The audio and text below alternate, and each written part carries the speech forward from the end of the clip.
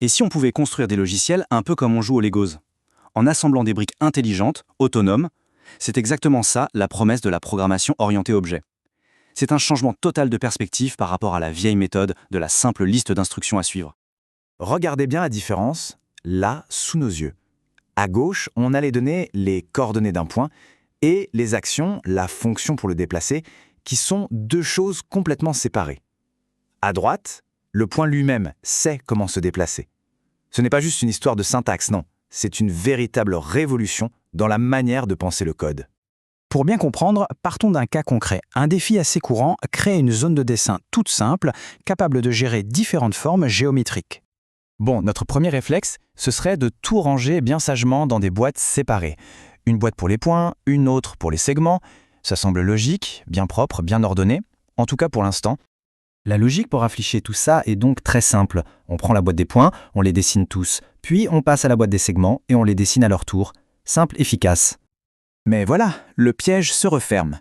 Que se passe-t-il si, d'un coup, on veut ajouter une nouvelle forme? Disons, des images. C'est précisément là que notre belle organisation commence à sérieusement prendre l'eau.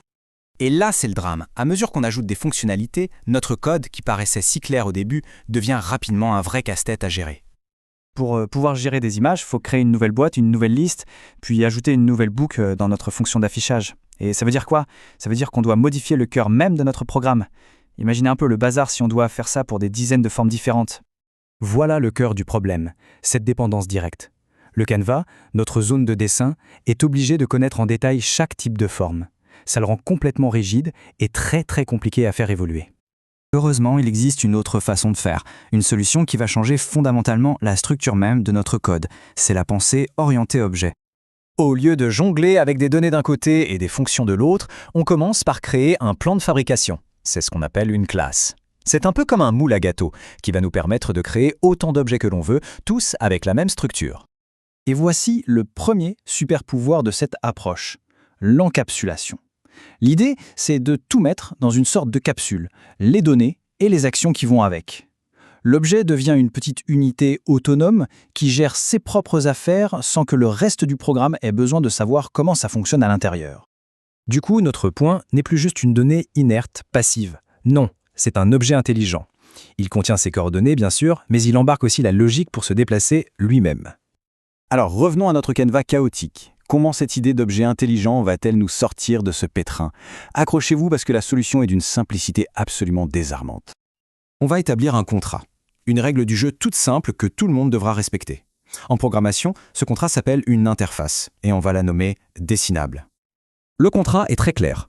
Pour être considéré comme un objet dessinable, il faut promettre d'avoir une méthode dessinée, qu'on soit un point, un segment ou même une image, peu importe. On signe le contrat et on s'engage à savoir se dessiner soi-même. Et là, c'est la magie du polymorphisme. Regardez, toutes nos boucles désordonnées ont disparu.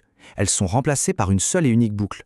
Le Canva n'a plus besoin de savoir ce qu'il dessine. Il se contente de dire à chaque objet « Allez, dessine-toi » et l'objet exécute. C'est d'une puissance incroyable. Le canvas est maintenant complètement indépendant des formes qu'il contient. On pourrait ajouter une centaine de nouvelles formes sans jamais, au grand jamais, avoir à retoucher une seule ligne de son code. La maintenance devient un jeu d'enfant. Ok, on a donc des objets autonomes et un moyen de les manipuler tous de la même façon. Mais il nous manque une dernière pièce au puzzle pour construire des systèmes vraiment solides et efficaces. Cette pièce, c'est l'héritage. L'idée est toute simple. Au lieu de réinventer la roue à chaque fois, pourquoi ne pas réutiliser ce qui existe déjà? C'est un peu comme hériter des caractéristiques de ses parents. Par exemple, on peut imaginer que toutes nos formes ont une couleur. Plutôt que de redéfinir cette propriété de couleur dans chaque classe, on crée une classe plus générale, forme, qui possède cet attribut. Ensuite, nos classes points et segments n'ont qu'à hériter de forme, et hop, elles récupèrent automatiquement la notion de couleur, sans avoir à écrire la moindre ligne de code en plus. Et voilà, on a nos 3 piliers. L'encapsulation pour créer des objets autonomes, le polymorphisme pour les manipuler de façon uniforme, et l'héritage pour partager et réutiliser du code.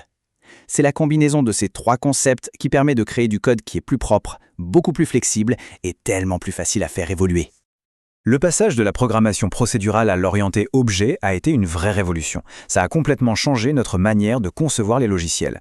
La question qui se pose maintenant, c'est quelle sera la prochaine révolution? Quelle sera la prochaine grande idée qui changera encore une fois notre façon de coder?